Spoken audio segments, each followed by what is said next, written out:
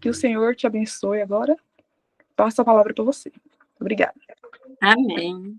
Obrigada, Cláudia. Obrigada para todos vocês que entraram. Estou vendo aqui alguns nomes na minha tela, né? Valdemar, Josias, Andressa, Maria e o Adilto. Aí os outros eu não vejo, que aí já não está mais na minha tela, que eu estou no celular, né? Mas eu estou agradecida, né, a vocês dessa oportunidade de nós estudarmos juntos. Então, um pequeno grupo é interessante, que nós já fizemos uma leitura antecipada, né? E agora, como um encontro da Escola Sabatina, né?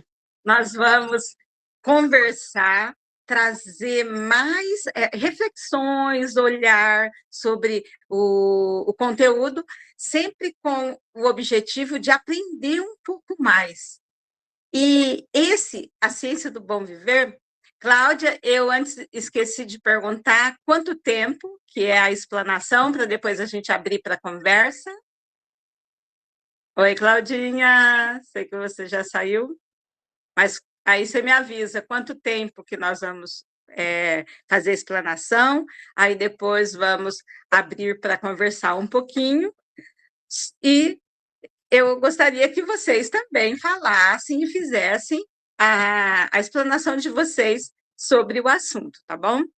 Eu sei que é um assunto bem interessante, então eu quero trazer para vocês a questão o livro A Ciência do Bom Viver. Tem 33 capítulos, então eu vi que vai levar em torno de uns 8 meses, né, para estudar um capítulo por semana, mas vocês vão ver que são lições que vai levar para a vida daqui para frente.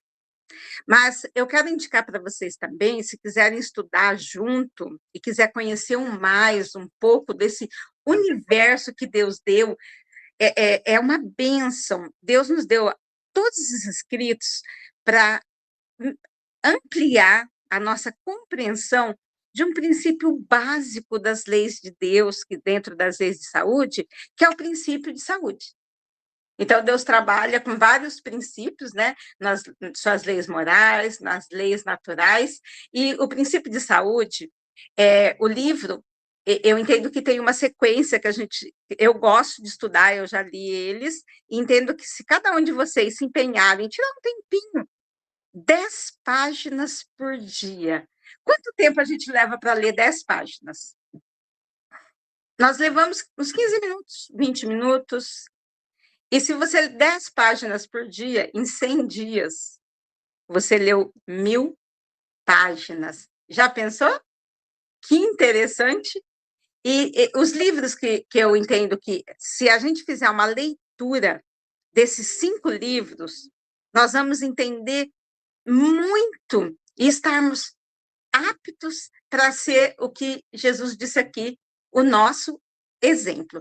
É seguir o exemplo de Cristo nessa missão que apresenta o capítulo 1 da Ciência do Bom Viver, tá bom? Como que eu quero que vocês entendam? Tem conselho, a Ciência do Bom Viver. Oi, Henrique, tudo bom? Seja bem-vindo. A Ciência do Bom Viver é um livro que não é um livro que não é uma compilação, assim, uma junção de conteúdos, porque Ellen White escreveu muitas coisas nos livros Testemunhos, aí depois retiraram algumas partes para montar outros livros. Mas a Ciência do Bom Viver foi ela que organizou. Então, é muito interessante. Mas tem o Conselho sobre Saúde, Conselho sobre Regime Alimentar, o livro Temperança e Medicina e Salvação. Todos esses livros você encontra o PDF gratuito, ou você pode adquirir, e eu tenho certeza que vai ser um diferencial na sua saúde física, mental e espiritual. Então, parabéns pela iniciativa. E agora vamos olhar para o capítulo, né? O capítulo 1 traz Jesus como o nosso exemplo. Jesus como exemplo em todas as coisas. E o que seria aqui o exemplo? O exemplo de conduta, o exemplo de postura, o exemplo de como que... como que nós estamos aqui demonstrando Deus ao mundo, exemplo de vida e de saúde. Então, aqui traz como que Jesus trabalha e qual a preocupação que Jesus tem para conosco. Então, isso, se ele é o nosso exemplo, hoje eu quero chamar a atenção para a transferência dessa ideia de que ter saúde para quê? Ter saúde para servir, como Jesus fez.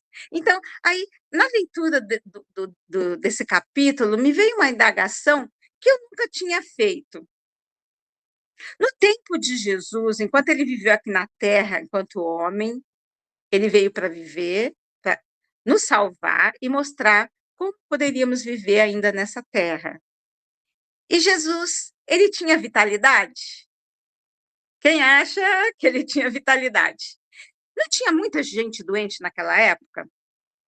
Jesus, com 30 anos, estava numa fase adulta, já para meia-idade para a época, porque a expectativa de vida deles não era muito longa. Então, com 30 anos, ele era um homem bem maduro. E ele trabalhou, ele era pobre, ele foi um ser humano exposto a todas as tentações, dificuldades que viviam naquela época. E tinha muitos doentes? Tinham muitos doentes. Jesus estava doente? Jesus não estava doente. Foi uma intervenção miraculosa. É uma intervenção miraculosa para que Jesus tivesse saúde? Pensem sobre isso. Me veio essa indagação de Jesus como exemplo, porque Jesus, aqui nós vimos o tanto que ele trabalhava, o tanto que ele se dedicou. Então, eu gostaria que a gente se atentasse, né, para o primeiro parágrafo. Eu vou ler aqui literalmente o primeiro parágrafo. Quem quiser acompanhar, tiver com o livro aí, vale a pena. Antes, eu queria ressaltar que Ciência do Bom Viver, quando eu morei no interior de Minas, agora eu estou morando em São Paulo, eu moro na cidade de Hortolândia, perto do NASP-HT, e eu sou aqui dessa cidade, né? Mas eu morei em vários outros lugares em função da missão. E nesse momento, eu achei bem interessante, quando eu estive nessa cidade no interior de Minas, eu fiz um programa na rádio local, um programa semanal, que eu coloquei, Deus me deu na orientação de colocar o nome A Ciência do Bom Viver. Então, durante 2 anos eu fiz esse programa na rádio, trazendo a ciência do bom viver. Então, eu não falava, assim, leitura do livro, eu trazia dicas de como viver bem, como desenvolver a ciência. Então, a gente pensou no nome, Ciência do Bom Viver. É a ciência de viver bem. Então, qual é as dicas do livro? Como viver bem ainda nessa terra? Olha, uau! Isso não é legal? Isso é muito legal. Como viver bem, mesmo estando nessa terra de pecado. Esse é o princípio de saúde. Vamos ver se se confirma? Olha aqui o primeiro parágrafo. Nosso Senhor Jesus Cristo veio a este mundo como um infatigável servo das necessidades do homem. Aqui traz a primeira dica. Ele estava preocupado com o bem-estar do próximo. Viu o detalhe? Isso, gente, é saúde mental, é saúde emocional, é a questão de lidar com o estresse, lidar com a produção de radicais livres, isso já é saúde. Quando você não se vê como vítima ou presa às atenções para você, e você se preocupa com aquele que está necessitado. Isso é muito importante. Então, Jesus veio ao mundo como infadigável. Infadigável é que ele não tinha fadiga, né? Ele ficava cansado, mas ele não cansava de servir. Ele cansava porque as energias humanas precisam ser renovadas, mas não de servir. Ele ficava fisicamente esgotado, aí ele tinha que ir vamos à parte, descansar um pouco, né? Mas ele estava sempre preocupado com as necessidades. E Mateus 8,17, o capítulo cita que tomou sobre si as nossas enfermidades e levou as nossas doenças. Quando Jesus disse, quem está cansado, vem a mim, né? Porque meu jugo é suave, meu fardo é leve, já trouxe aqui para a doença. Quem aqui se começa a ter sintomas de uma doença, desenvolveu a doença, e a gente tem a ideia de levar o fardo dessa doença para Cristo? Olha que está aqui, ele tomou sobre si as nossas enfermidades e levou as nossas doenças, a fim de poder ajudar todas as necessidades humanas. Então, Jesus quer ajudar-nos em todas as nossas necessidades. Ele veio para remover. Presta atenção, acho que só esse parágrafo, Cláudia, já dava para a gente falar do capítulo, porque aqui traz o objetivo do capítulo, mostrar o interesse de Jesus em remover o fardo da doença, da miséria e pecado. Olha que lindo, doença, miséria e pecado. Eu gosto de pensar nesse assunto de que maneira? Quando a gente fala de doença, a gente sempre relaciona com,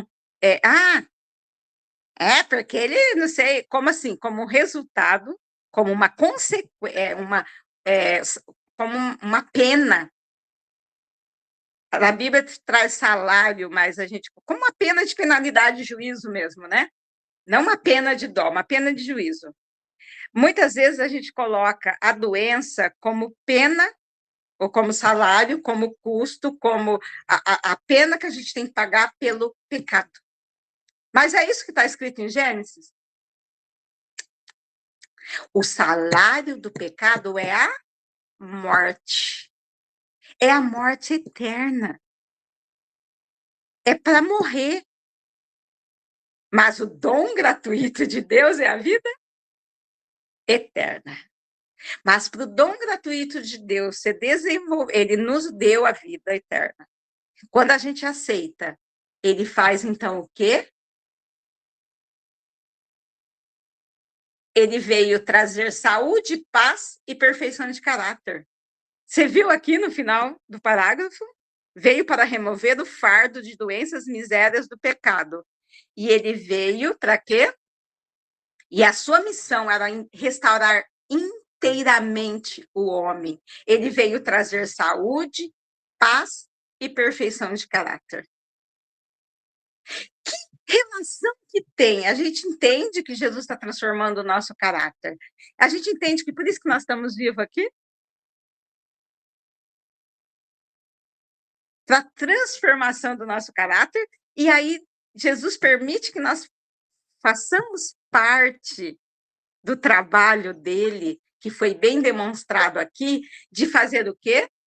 De ajudar as pessoas a remover o fardo da doença, da miséria e da morte, e do pecado.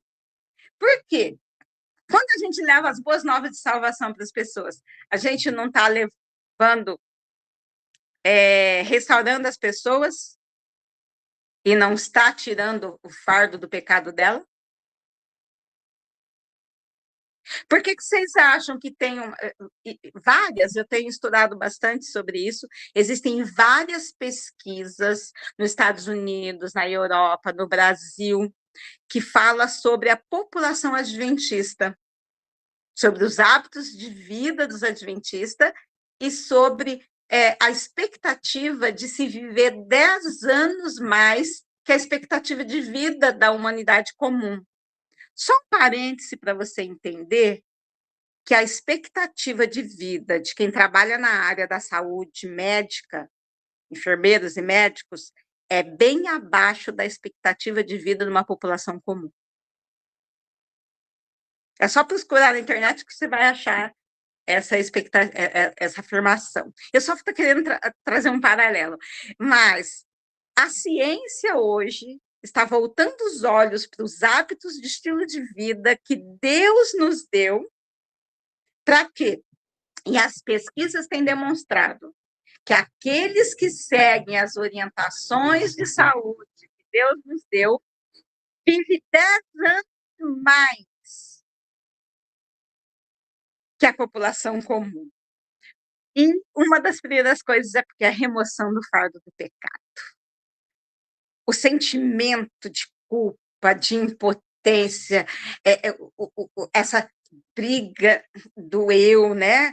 A nossa arrogância, essa bagunça, a saúde mental hoje está totalmente desorganizada, e isso é um motivo muito grande de adoecimento e de morte precoce.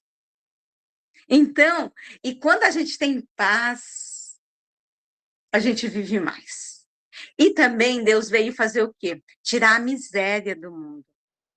Gente, precisa ampliar a ideia de miséria. Sabe por quê? Porque quando fala a palavra miséria, a gente pensa naquelas pessoas que estão abaixo da linha de pobreza. Nós falamos de miseráveis. Miseráveis é quem não tem nada. Mas eu quero trazer um olhar para uma miséria mais complicada que Jesus encontrou no tempo de Jesus e que hoje não está diferente.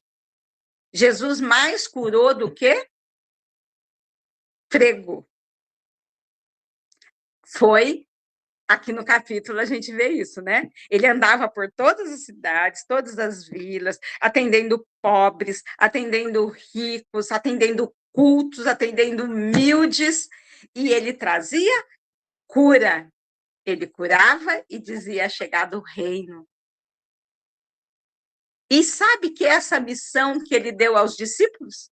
Mateus 10. Então, a mensagem de cuidado do corpo é tão antiga quanto a pregação do evangelho. Começa em Gênesis.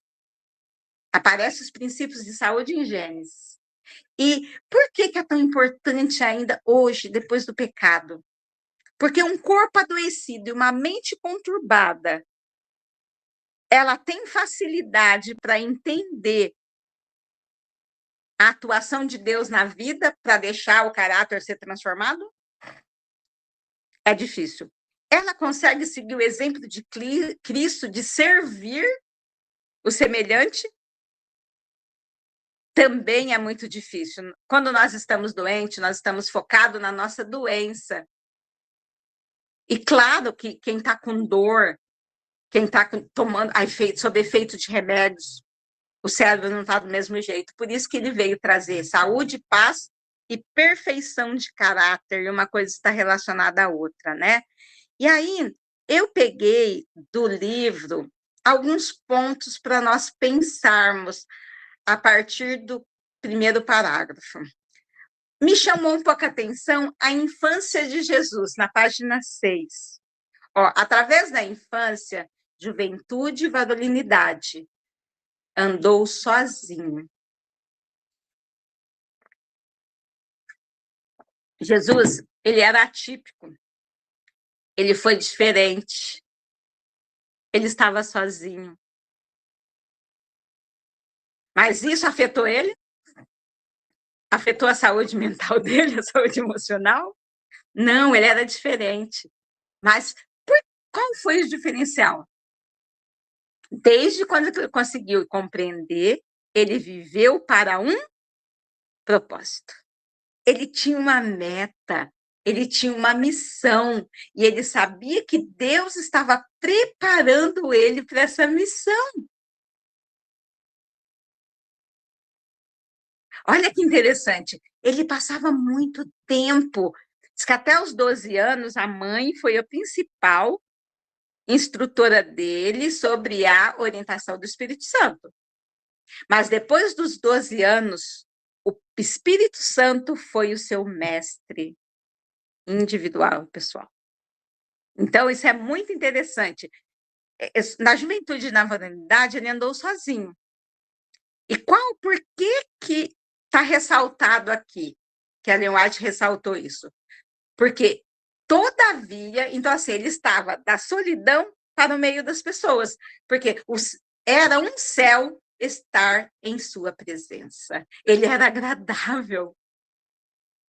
Ele estava sozinho porque ele tinha uma meta, um propósito, ele estava se preparando. Então, ele passava muito tempo com Deus, focado nos trabalhos manuais, enquanto o Espírito Santo trabalhava a mente dele, ele mantinha a saúde física, trabalhando pesado como serralheiro, como marceneiro, construindo móveis de uma maneira bem rústica naquela época, imagino como é que era. E, enquanto isso, mais as pessoas gostavam de estar na presença. Era estar... Nossa presença está sendo agradável? As pessoas gostam de estar na nossa presença? Dia a dia. Mas era tranquila? Mas Jesus, né? Ele é o filho de Deus, o Espírito Santo ao seu lado, com todo o poder. O que diz aqui? Dia a dia, ele enfrentava provas e tentações. Dia a dia, era posto em contato com o mal. E testemunhava o poder do mesmo sobre aqueles a quem buscava abençoar e salvar. Então, quando ele buscava abençoar e salvar as pessoas, ele via o quanto Satanás poderia fazer de mal para aqueles que não estavam protegidos. Mas, não obstante, ele não vacilava e nem ficava desanimado. Ele olhava para aquela miséria do ser humano e ele não falava: o que eu vim fazer aqui? Às vezes a gente se sente tentado, né? E a gente acha que não vai ter fruto. E a gente fica olhando e pensa: o que eu vim fazer nesse lugar? Jesus não fez isso, falou, ele não vacilava e nem ficava desanimado. Dia a dia ele era provado, ele era tentado. E ele estava constantemente em contato com o mal. Mas ele não vacilava e nem ficava desanimado. A gente precisa buscar aos pés de Jesus esse poder. Por isso que Jesus é nosso... Qual que é o título do capítulo? Nosso exemplo, né? Então, Jesus veio mostrar como deveríamos viver. E aí, na página 7, qual mostra aqui já o segredo? Jesus, enquanto ser humano, ele não tinha acesso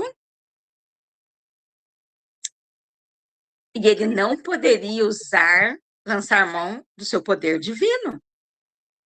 Ele era movido, o poder que ele exercia aqui na Terra era aquele poder do Espírito Santo que está disponível para os filhos de Deus.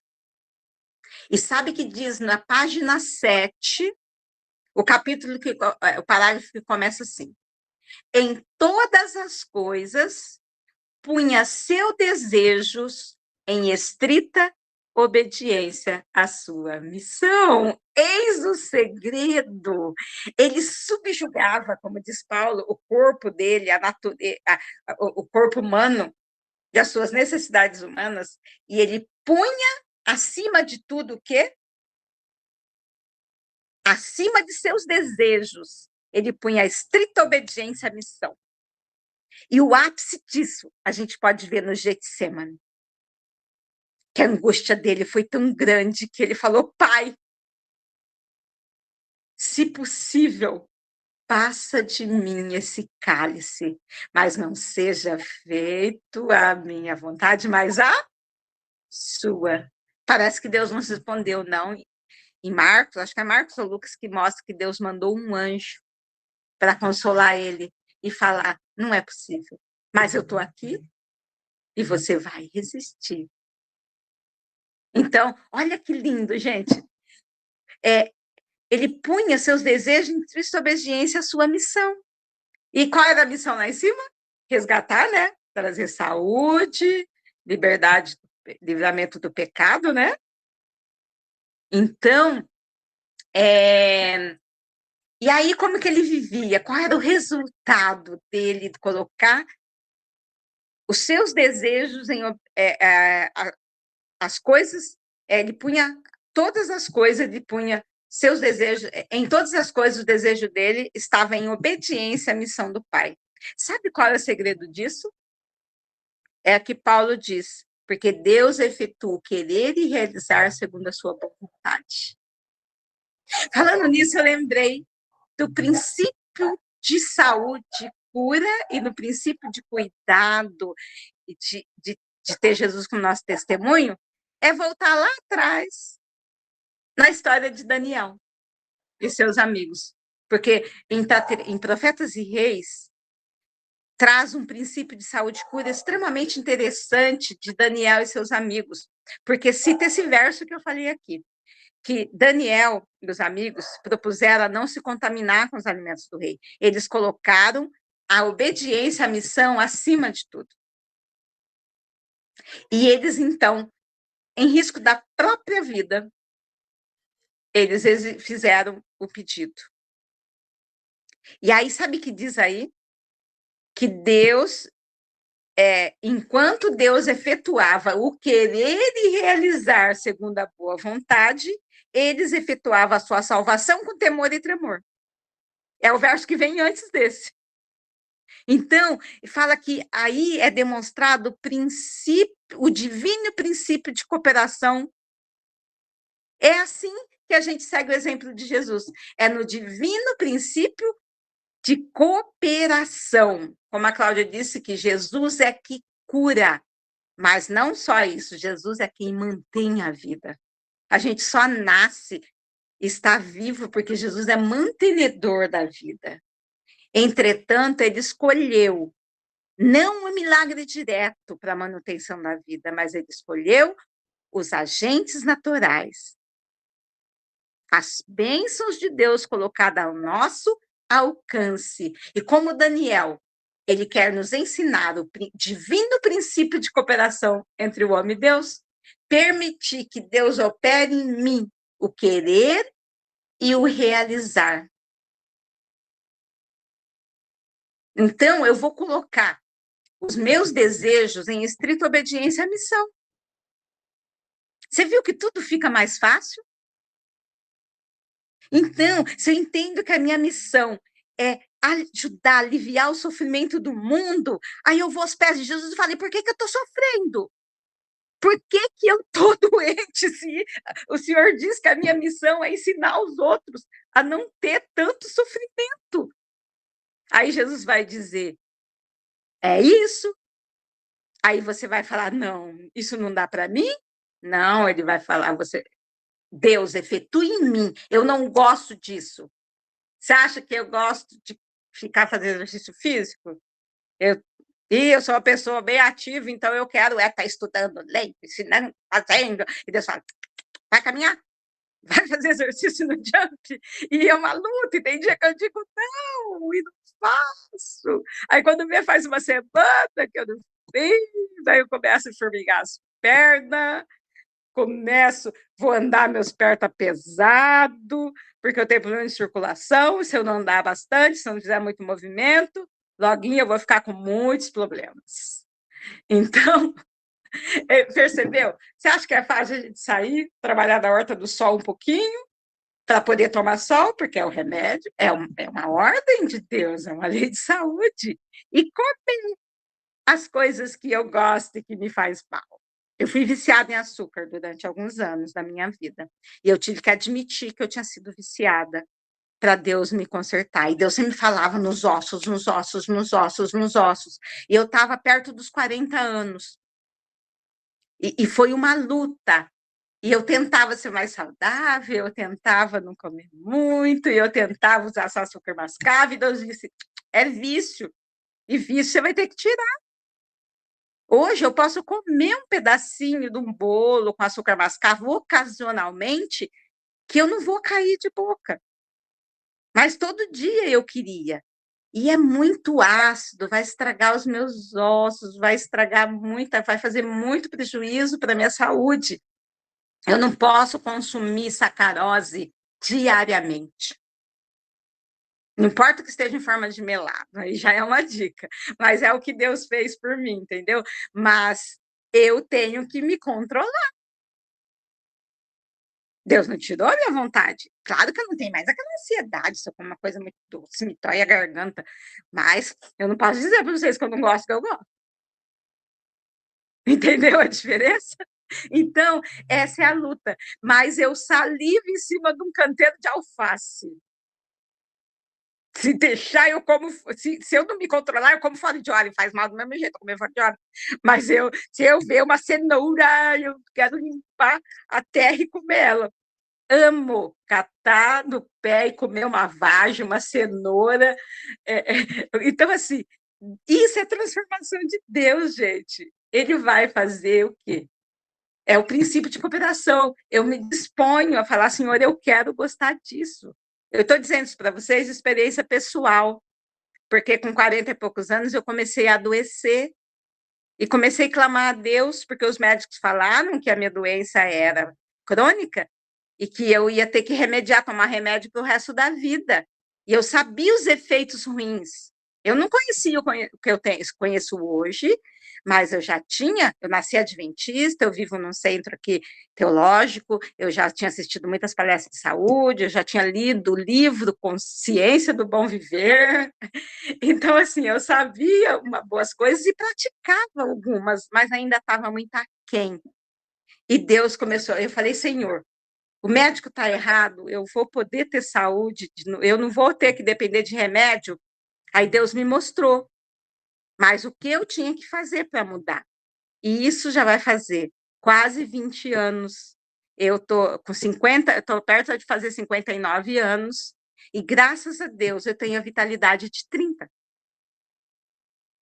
Então, assim, eu estou fazendo um doutorado, eu sempre viajo para pregar, fazer as atividades, eu cuido todos os trabalhos da casa, eu tenho uma horta, eu estou estudando muito. Então, assim, eu sempre estou ativa e Deus tem me dado vitalidade.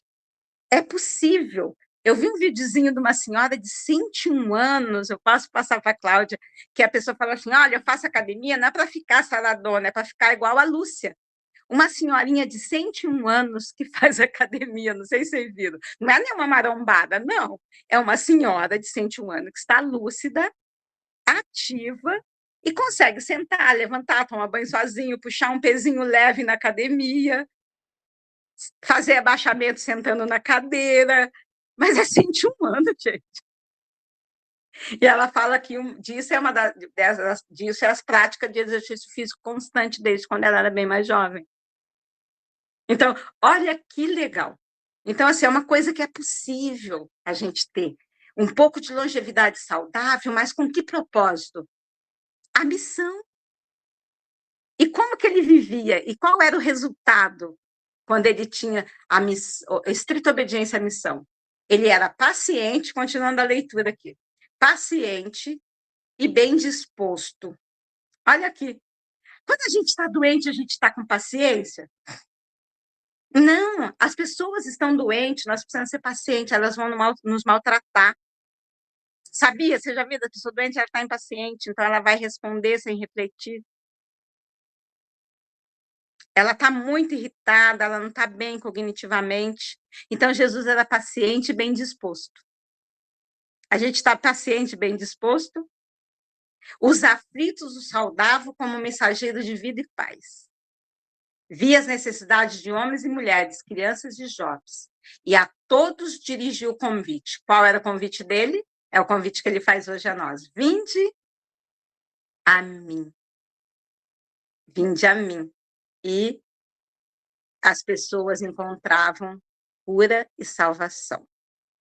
E aí, na página 9, eu quero ressaltar que ele ia de cidade em cidade, de vila em vila, pregando o evangelho, curando os enfermos, e ele trazia o rei, e ele era o rei da glória, na humilde veste humana.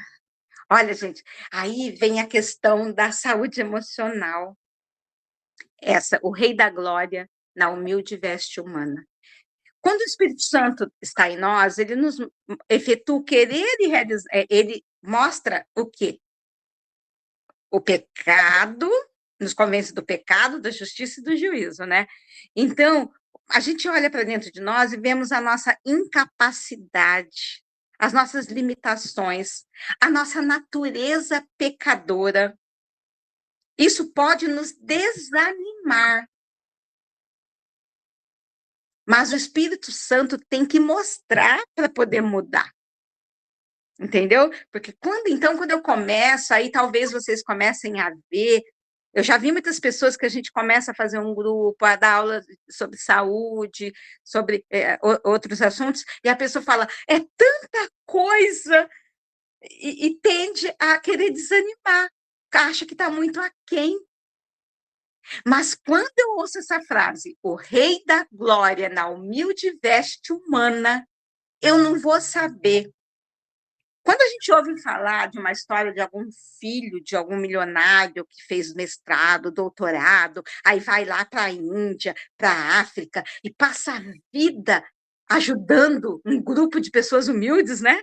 Ele vai ali levar o conhecimento. Eu já vi um projeto que um cara, indiano mesmo, mas ele é da casta dos ricos, né? Ele é doutor pela Universidade de Harvard, um arquiteto doutor.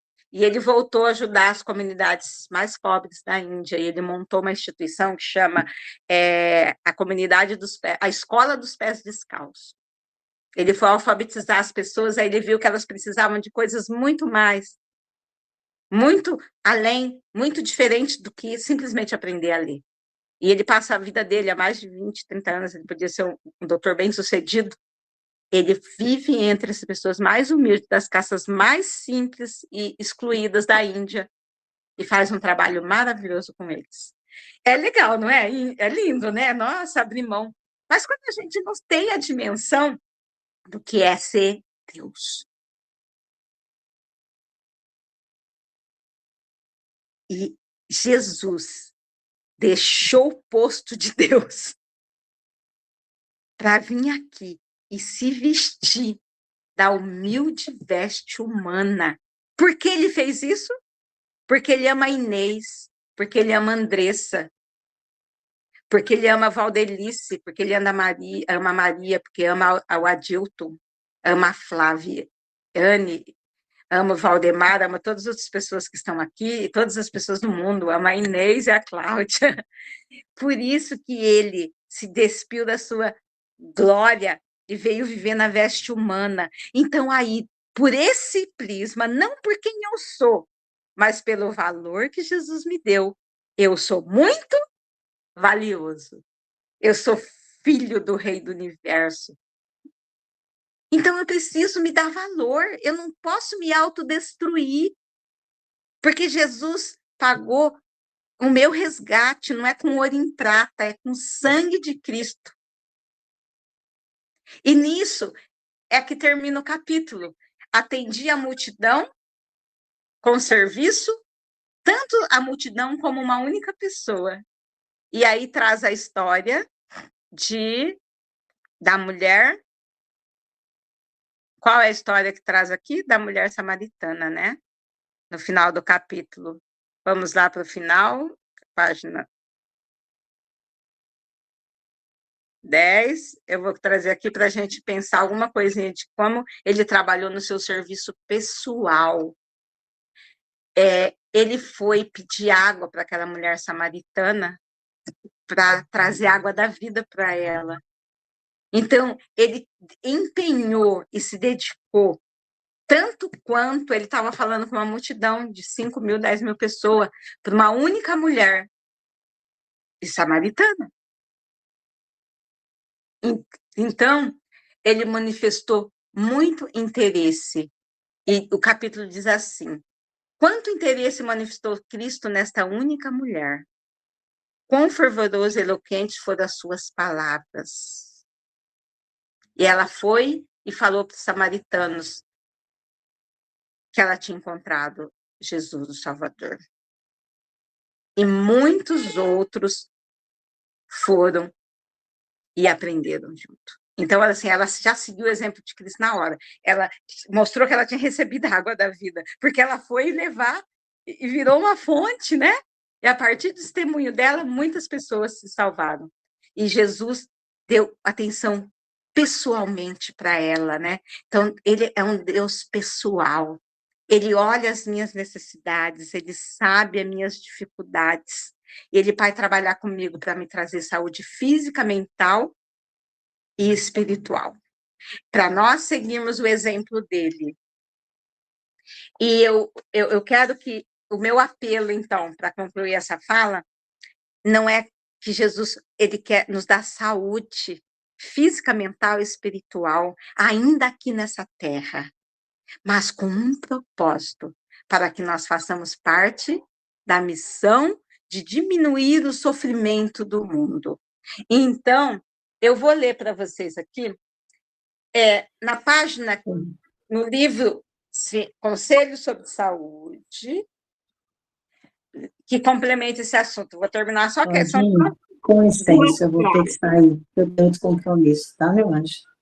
Tá bom, Maria, depois você vê no YouTube o final, tá bom? E aí, o que diz aqui na página 532? É no capítulo que fala sobre o evangelho na prática, que Jesus viveu, né? O evangelho na prática. E olha o que diz. A obra médico-missionária é a obra pioneira. Ela deve estar ligada ao ministério evangélico. Não é o que Jesus fez? Ele mais curou do que pregou. Então, a obra médico-missionária é a obra pioneira. E depois, o que eu queria mostrar para vocês, na página 533, esse assunto é depois todo disseminado, explicado nos eventos finais. Mas aqui ela traz um anúncio assim, né? O ministério os ministros devem trabalhar segundo o plano evangélico. Está dito aqui, né? Desejo dizer-vos que em breve nenhuma obra será realizada pelo plano ministerial, senão a obra médico-missionária. Quando a gente for proibido de pregar, de falar sobre Deus, de falar de Jesus, a obra que vai falar é a obra médico-missionária. E aí, nos eventos finais, tem o conselho: enquanto você tiver liberdade, aprenda a cuidar das pessoas. Isso é muito legal, porque, assim, Jesus é nosso exemplo. Então, ele pratica em nós e nós levamos para os outros. Ele quer que nós tenhamos saúde física, mental e espiritual e foco na missão. E ele vai abrir a missão. Você não precisa, como a Cláudia, ir para um ministério, como eu, e dedicar a vida inteira. Não começou assim. Mas é onde você está a sua missão. Com a sua família, você poder levar o alento para um vizinho que está um doente e poder dar um cuidado, um prato de comida saudável, algumas dicas, né? Aplicar algumas terapias naturais bem simples que vocês podem aprender com a Cláudia. Então, isso que Deus traz para a gente. Mas para isso nós precisamos ter ânimo, né? Ter vitalidade, e Jesus também promete que vai dar isso, né? Então, essa é a ideia desse capítulo maravilhoso de seguir o exemplo de Jesus. Microfone. Pode fazer a oração final. Tá, joia. Aí depois você vai abrir para alguém, ou tem que acabar se alguém vai perguntar? Tá bom. Querido Deus e Pai de amor, graças te dou, Senhor, pelas bênçãos que nos concede, de vermos essas mensagens tão maravilhosas que temos de como que é seguir o exemplo de Jesus. Que nós possamos, Pai, alcançar essa saúde física, mental e espiritual, estar totalmente submisso na missão de se tornar fonte de água viva, como o Senhor mostrou ali com a mulher samaritana, e podemos, Senhor, desfrutar dessas bênçãos que o Senhor nos oferece e ajudar a aliviar o sofrimento do mundo. Esse é o desejo para cada um que vai ouvir essa fala, que possa se sentir motivado, Pai, a entregar a vida a Ti, para estar completamente nos caminhos de Cristo. Em nome de Jesus agradeço. Amém. Amém. Muito obrigada, Inês, por essa palavra. Que especial essa mensagem, né? Maravilhoso. O Senhor quer nos restaurar.